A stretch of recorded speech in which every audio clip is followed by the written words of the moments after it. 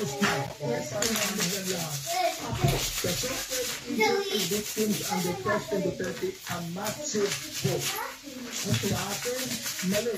I have documents to show. To show. Yes, Your Honor, I have proof, and I also have my proof. Please.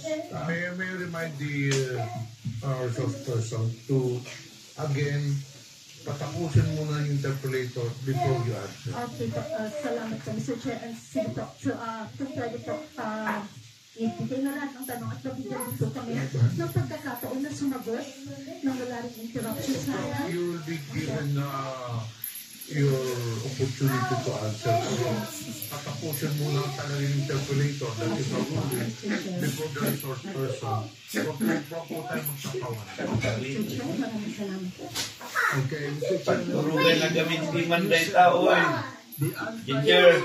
propagandist. So, alam ko na kung ano yung bias mo. Di ba? May bias ka na rito eh. Oo. Okay. Likely funded by drug cartels, terrorists, corrupt politicians, greedy oligarchs, and narco-politicians are desperately trying to manipulate the global narrative.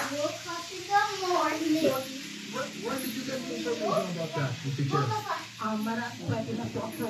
Go ahead. Sige. Mr. Chair, pwede na po ako sumagot? Yes. Okay. Doon po sa mga ilalipin tanong, kung saan, ang sabi ko nga po ay hoax. Ang pinagpapasihan ko po doon ay yung mga naglalabasan